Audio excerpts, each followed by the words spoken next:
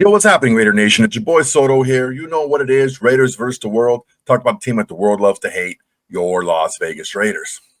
Well, it kind of a bittersweet ending here. A lot of people are of the opinion we should just lose out and tank and blah, blah, blah, and this and that.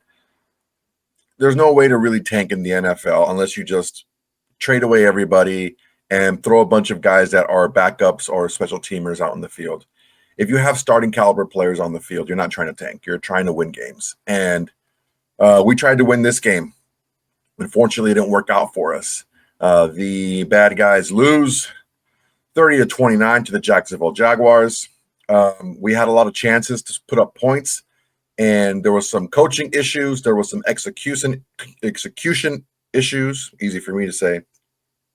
And ultimately, we had the play we wanted. We had the play we wanted. We saw in the replay, Tyler Lockett was wide open in the back of the end zone. Nice play call. 2 plays in a row. The touchdown to Brock was a great play call as well. We had some issues going in with what we were going to see as far as coaching goes, where we're going to see the different things.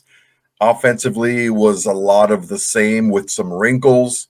Defensively, we saw some different things. We saw some more man. We saw different looks. We saw a lot of crowding of the line of scrimmage, like I had talked about. And there was some mixing and matching going on right now. We scored a season high 29 points, but wasn't enough. It wasn't enough. The Jags kind of pulled away. Liam Cohen is a really good offensive mind. Trevor Lawrence is an excellent quarterback. At times he's streaky, but when he's on, he's on. You saw the first half he was not good. Second half he was very good. It's just those streaks, man. He's not a young quarterback anymore. He's on his second contract, but that's just who he is. He's a streaky guy, and if you can ride those streaks, that's why they lose some of the heartbreakers that they lose, and that's why they win some of the thrilling wins that they won today for them. As far as the Raiders go, another tough pill to swallow, man. We went out there, and the positive is we went out there and we did some things different. I don't know that we had a lot of variance in the personnel. I think the personnel was pretty similar. The only difference that I can see, of course, was Tyler Lockett, who was signed, but he didn't really play too much. Also, the difference was Darian Porter was starting in place of Caillou Kelly, and he actually did a nice job. He didn't do too bad. He got bailed out on a deep pass where Brian Thomas Jr. Jumped over him and would have caught a touchdown pass, but he got saved by I think it was Polamalu or Jeremy Chin over the top and saved him. But let's take a look at some stats here. Pretty even, as you can see by the score. Both had 26 first downs. We had 17 passing first downs, 5 rushing, and 4 from penalties.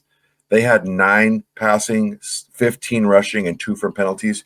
You can kind of tell towards the end of the game what was happening. They were committed to running the football, and they did. We were doing well running the football. I think at one point, Ashton Genty started off. His first 6 carries was for like 37 yards, so it was over 6 yards a carry. He ended up with what was his?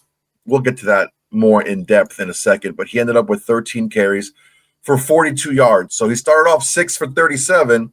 In his next 7 carries, he got 6 yards. So that's timing. When are you only running him on first down? How are we blocking for him? It's just, we'll get to all the coaching stuff here. Let's go to the stats. I'm getting ahead of myself because there's a lot to talk about here. Third down efficiency, they were 9 for 16, which is over 50%, so it's not good defensively. They were also 3 for 3, so tack on 3 more. So they were basically 12 for 16. So 3 out of every 4 third downs, or 3 out of every 4 chances, they picked up the first down. We were 7 for 10, which is very good on third down. 0 for 1 on fourth, and I'll get to that in a second. Total plays, they had 77, which makes sense. They were running the ball a lot more. We had 60 total yards, 367 for them, 331 for us, 9 total drives apiece. Each had a turnover. Yards per play, we were, more. I mean, we passed the ball more, so we had more yards per play. Passing yards, 274 to 216. Rushing yards, 57 to 151. That was why at the end of the game, we were finding it very difficult to stop them because they were just running all over us. And this is something that I don't think Chip Kelly is taking into account when using the running backs is you're not just using the running backs to gain yardage, you're using the running backs to punish the defense and wear them down. And we wore down because they were running the ball consistently, and they didn't start getting those big chunks until later in the game when their big backs were because they had two. I mean, Bashal Tootin, I liked him. If you guys go back and watch the tape, I talked about Bashal Tootin. I really liked him and coming out, and of course, Etienne is a beast as well. A lot of missed tackles by Maxx Crosby in the backfield. That's something that was really big because he knifed through, negating and neglecting his assignment to get into the backfield. And when you don't make the tackle, you leave your assignment and your lane open, and which is they were running right through it. So big time bummer, man. Big time bummer today. Actually, that's Pete Carroll is on the podium. Let's hear what Pete Carroll has to say about this game. Tyler was wide open in the back of the end zone, and the play was perfect. And they tipped the ball. I didn't see who tipped it. I couldn't see that. I'm looking at Tyler. I think he catches to win the game. I thought we won the game because Geno went right to him. So it was exactly right. We just got the ball knocked down. Coach, maybe this may go without saying, but how much did this offense miss Brock Bowers, and what did he do for you guys today? I mean, could it be more obvious? What a great player that he is, and we have the way to get him the ball. And they hooked it up great. Chip got him open. Geno hit him. Efficiency was great. I think he had. Did he catch 11 balls? 12 targets for 11 balls. I mean, just great efficiency, and his run after catch was excellent. His playmaking was excellent. The one in the corner of the end zone, the guy's pulling on his glove, and he couldn't get his hand up to catch the ball. He caught that one too. They couldn't see it, but this was a really positive game in so many ways, and we're going to win the game with no time left on the clock, which is like perfect. And unfortunately, we couldn't get off the field in the second half. Our numbers in the first half were, we did great. And the guy, how long was the field goal? Was it an all-timer? 68. Is that all-time? Yeah.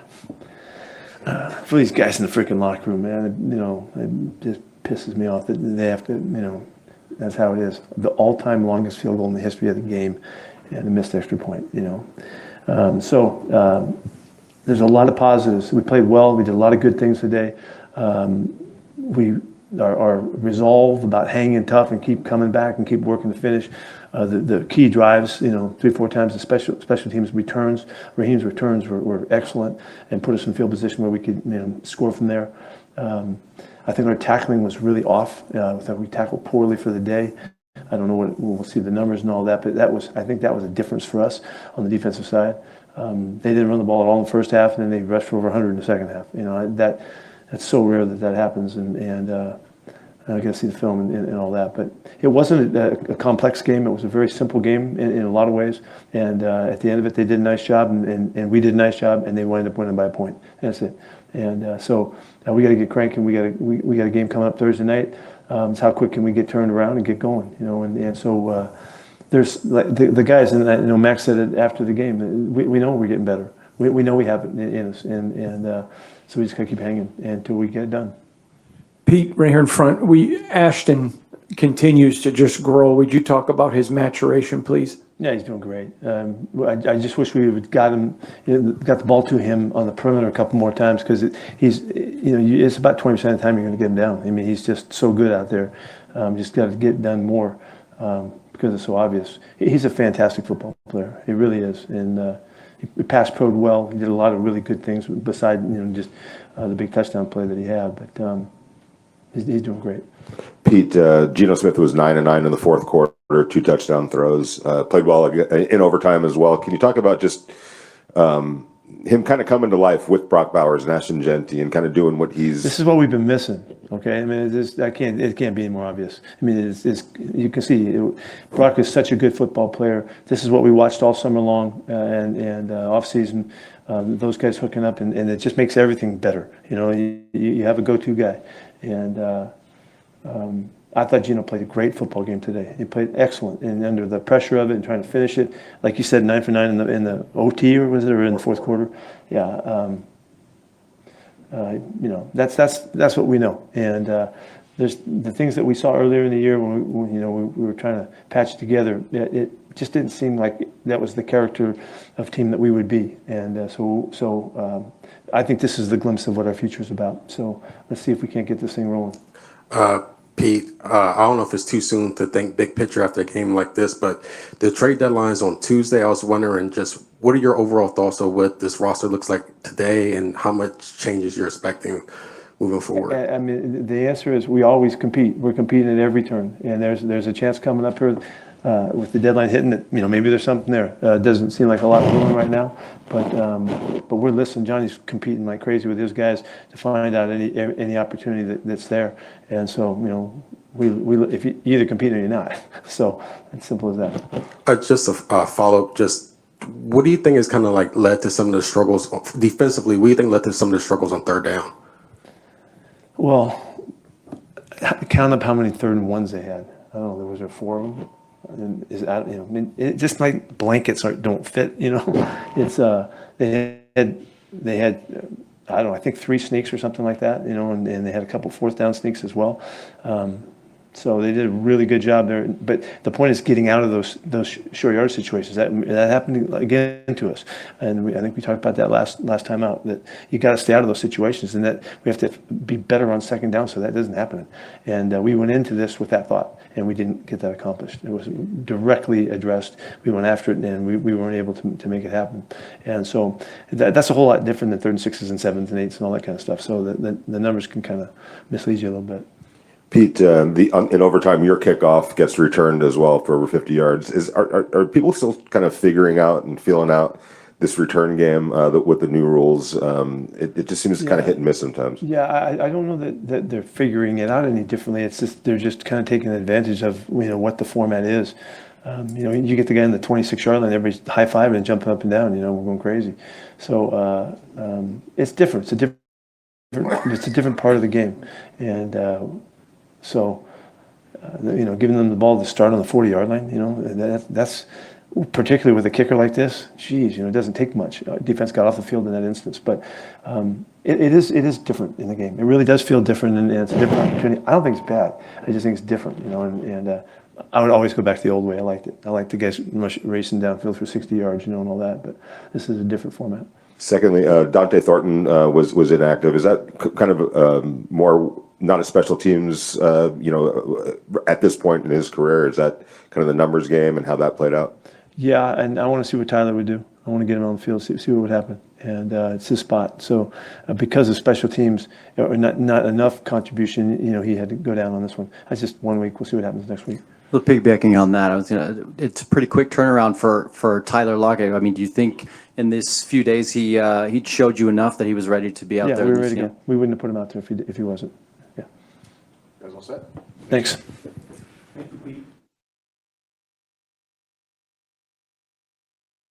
Well, looks like they're going with what they know.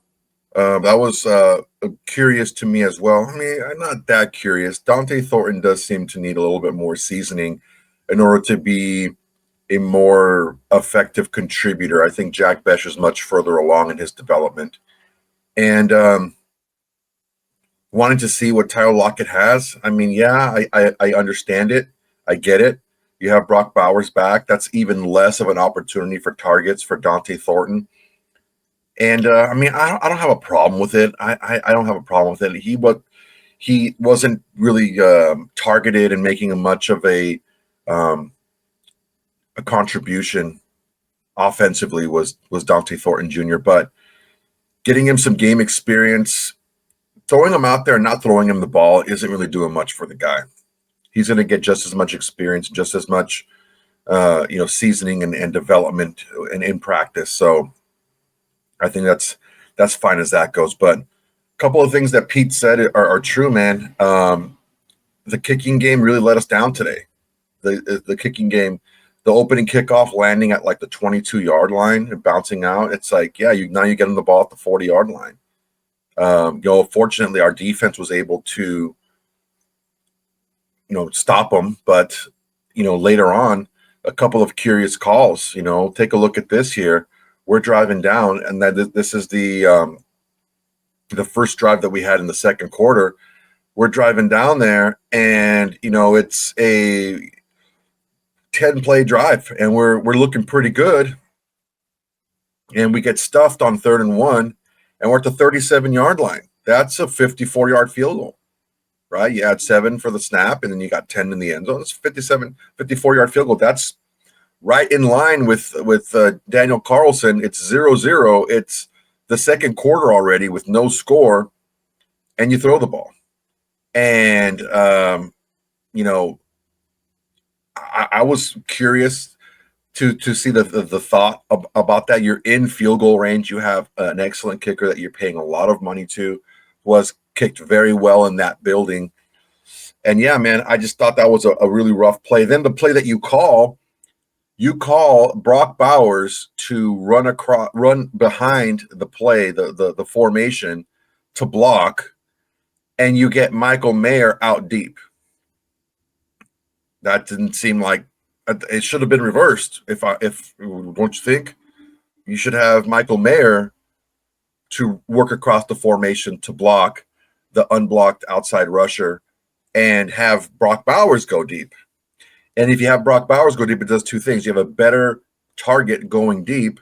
Also, you get more attention on that target, which leaves less attention for the other targets underneath him, gives you more opportunity to convert that 4th down. That was a head-scratching decision to me. It was in the second quarter, about 11:35 left, if you want to go back and watch the game again.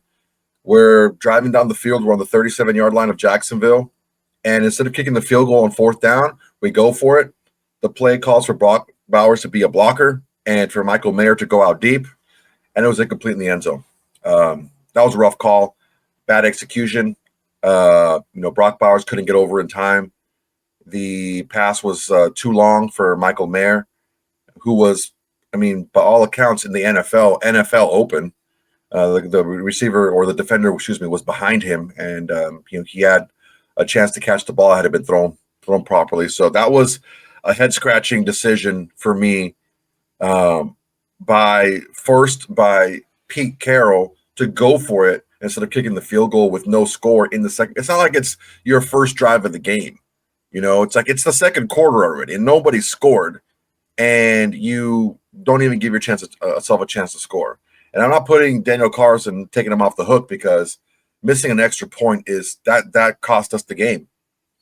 That would have put the Jags in a position to have to go for 2 at the end. Maybe they make it, maybe they don't, but you can't be missing extra points, man. That's absolutely ridiculous to be missing extra points.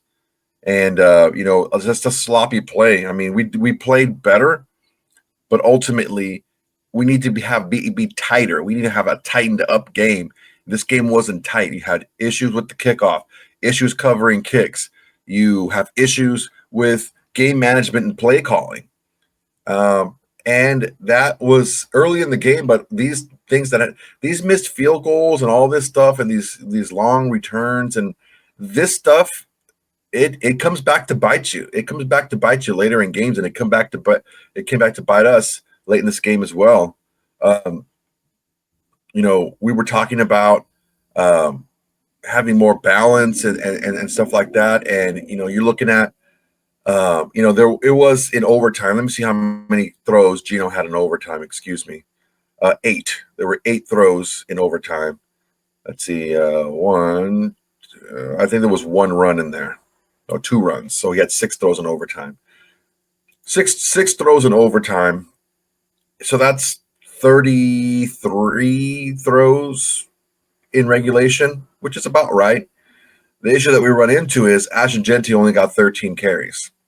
2 of them were in overtime, so that means he got 11 carries in the game. And that's just not enough, man. It's not enough. When you take a look at some of these drives and how they develop, we had a 10-play drive. The first drive of the game when we punted, 4-yard run, 13-yard run, F&A, right? Look at us.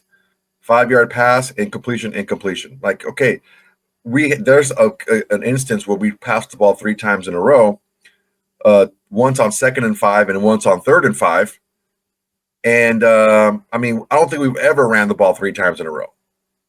And these are things that we need to address and we need to think about. Remember this when Chip Kelly's like, well, we didn't have it wasn't in the flow of the game. We didn't have the opportunity to. Well, yeah, you had the opportunity to run the ball plenty. You just didn't. You're just defaulting to the pass. Now, Geno Smith had a nice game. I'm not saying he didn't, but don't say, if you're Chip Kelly, that you don't have the opportunity to get your star running back, top 10 pick, the ball more. Because when Brock Bowers came back, you sure found a way to get him the ball. Just saying, man. Just saying. Let's just be 100 here, okay? Because what I'm seeing here is we're having an issue with consistency. What we're hearing and what we're seeing on the field is not matching. And if you guys are kind of feeling uneasy about some of the things that Chip Kelly is saying and some of the things that he's doing, I'm giving you the ammunition right now. The second drive, 10 plays, got a run, 12-yard run, 4-yard pass, 6-yard run, incompletion, 9-yard pass, 3-yard pass, 7-yard pass, 2-yard run. So look, 1, 2, 3, 4, another 4 passes in a row until we run the ball again. Guys, I'm trying to find a way to believe more in what Chip Kelly is saying. Now, Chip Kelly, I think, called a decent game today, but the balance has to be there. And we saw what happened in the second half, and Pete Carroll alluded to it. They didn't run the ball particularly well. The Jaguars did in the first half. And in the second half, they ran for over 100 yards because they stuck with it, because they were committed to it. And I don't know, man. It's just it's a big bummer that we're seeing a player with the ability of Ashton Genty just getting wasted. He's just not getting enough touches. He didn't even get 20 touches again today. You have a guy that you drafted in the top 10. You're not even giving him 20 touches. Like Brock Bowers and Ashton Genty are the real 2 consistent weapons overall on your offense. Those are the only 2 consistent guys. Trey Tucker is up and down. He dropped a couple of balls. Like, I don't want to hear it. I keep hearing things from people who are trying to defend Trey Tucker. And my thing is, I have no problem with Trey Tucker. He flashes really good. He gets open at times, but he's not consistent. He had 2 big drops when he had a lot of room in front of him to make plays. And these are things that, I mean, he got interfered with, but he could have caught that ball in the end zone. That could have been a big misstep. These are things that need to happen if you want to be looked at as more of a weapon on this offense. Because I'll tell you something right now, Brock Bowers got hung all over and he still made catches. That touchdown catch, he was interfered with. They were pulling his arm down and he still caught it. And I don't know, man. I see our offense, and I see our offense has to revolve around 3 players. It has to revolve around Geno Smith, Brock Bowers, and Ashton Genty. If you're not getting those guys, if you're not getting those 2 other guys the ball, then there's a big issue here. Because Ashton Genty had 13 carries, and that's 18 touches.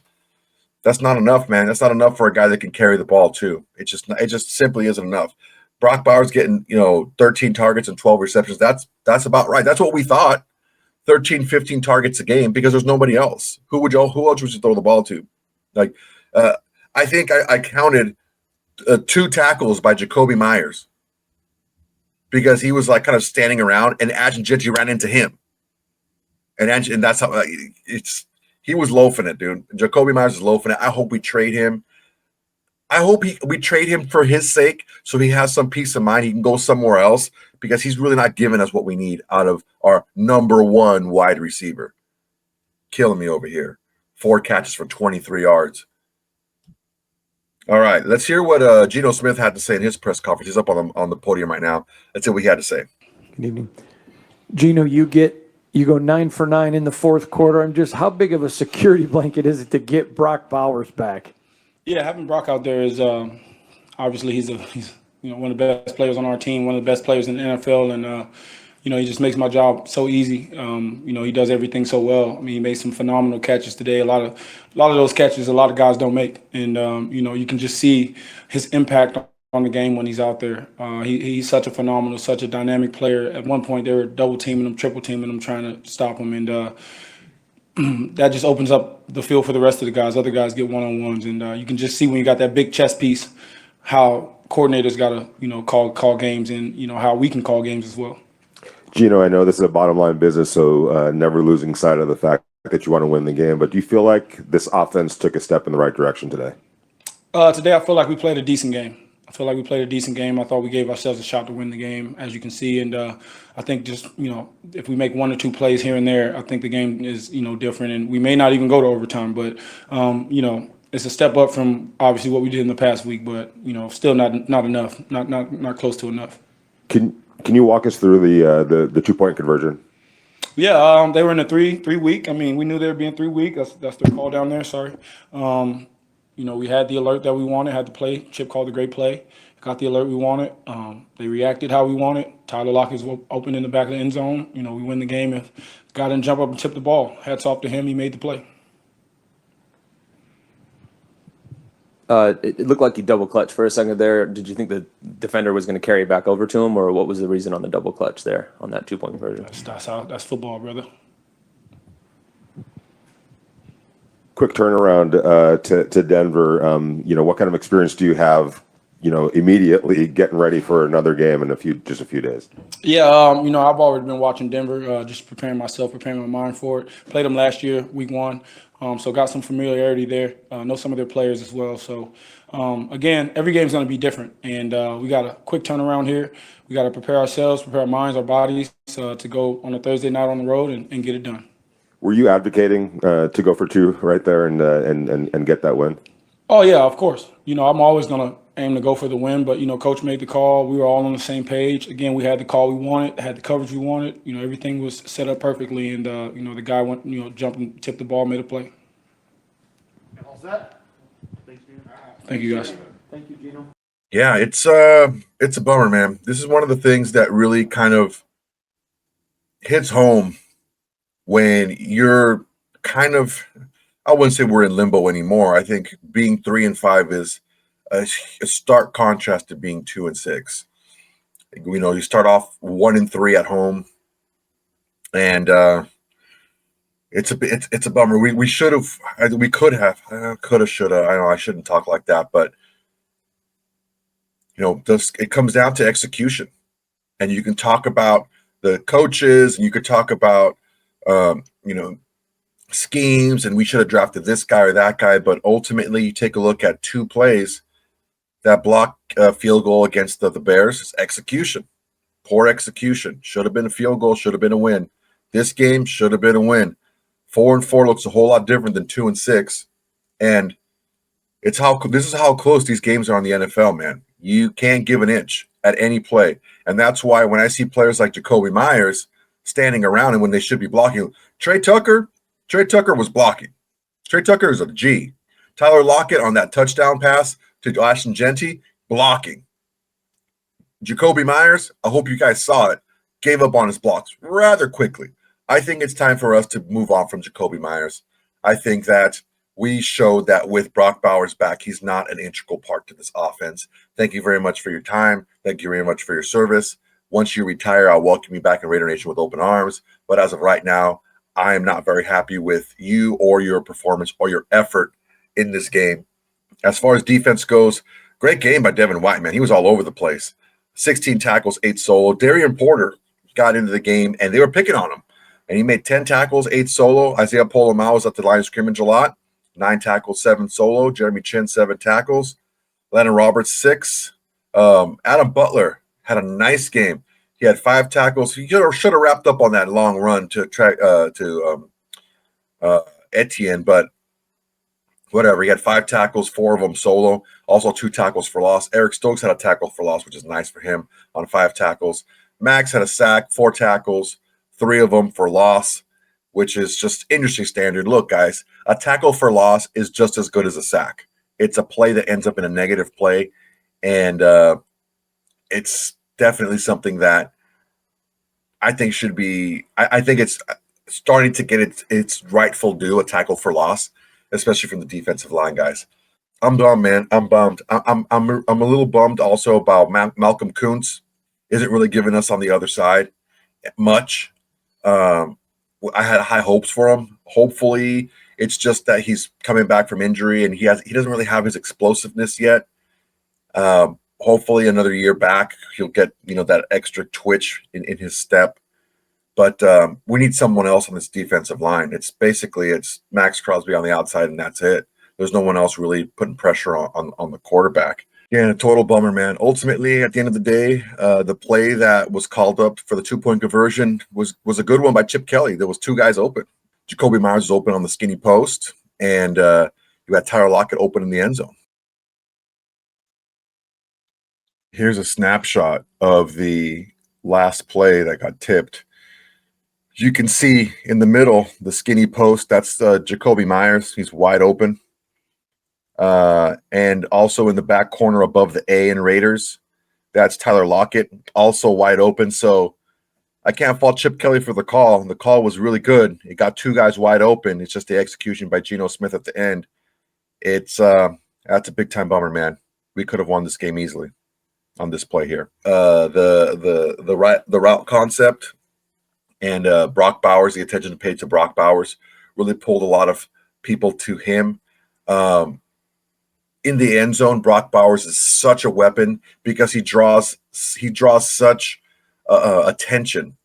If you have a lot of open space, the throws are a little bit further away, right? When you're in close, you have a lot of guys surrounding Brock Bowers, a lot of guys that are giving him attention. You can pull a lot of defenders away from other, not people, but spaces in order to make some space out there. And Tyler Lockett found a little bubble, a little pocket in the back of the end zone. He was wide open. Unfortunately, it was blocked. It's a tough one, man. Tough one to take, because I think that this team really did show a lot of improvement. I think Geno Smith having that number one target made a big difference. I'm not saying that Geno Smith didn't have fault, but he didn't have a number one target for quite a few weeks. And I think that Jakobi Meyers showed who he was during the time that Brock Bowers was injured and out. And if we want to get other guys in there and get younger guys in there to show what they can do, I think it's the pathway is through the spot of Jakobi Meyers, not through the spot of where Tyler Lockett or Dante Thornton came through. We should get, if we get a third round pick, great. If we get a fourth round pick and maybe a pick swap late, we give them a 6 and they give us a 5 or something like that, I think that would be fine too. I'm just sad, man. I'm really sad right now because I was really hoping that we pulled this out, because I really wanted to get the guys a reward to the team, a reward to the guys that they were on the right path, that they're progressing. And it shows. I mean, we scored the most points we've scored this season, and we almost pulled it out at the end. But these little mistakes, man, make a big difference. Little mistakes. It's not all about the big, huge, flashy pace and the long bombs and like the strip sacks and stuff like that. It could be something as small as missing an extra point, or not covering on a kickoff, or not turning around too fast when you're got a ball right in front of you. It's a bummer, man. And unfortunately, drops us to 2-6. I think this pretty much spells the end for our playoff hopes. I know a lot of you guys are like, playoffs, we weren't going to make the playoffs. Well, 2-5, it's not common, but it's not too uncommon where you can't see a team go on a run. Quick turnaround. We can get this bad taste out of our mouth pretty quickly. Thursday, we got the Broncos. Hopefully, we're able to exercise some of these demons of execution, because I'm not a huge fan of a lot of the plays that were being called this season, or a lot of maybe even the game planning, but it all comes down to execution. And when you don't execute properly on things that seem like smuts at one point, right? What's the big deal? Yeah, it's a huge deal. And also coaching wise, you need to use your strengths. You need to use the people that you have. And, taking a field goal when it's 0-0 in the second quarter, seems a lot bigger than you might think, simply because, it seems like it's going to be a tight game. Both defenses are playing really well. Maybe the offenses aren't clicking yet, but it's a tight game. Points come at a premium. And when you go for it on the opponent's 37-yard line, you're in field goal range. That's a tough call, man. And then when you do make the call, you take your best weapon out of the call by making him a blocker. I don't know, man. It just doesn't set right with me.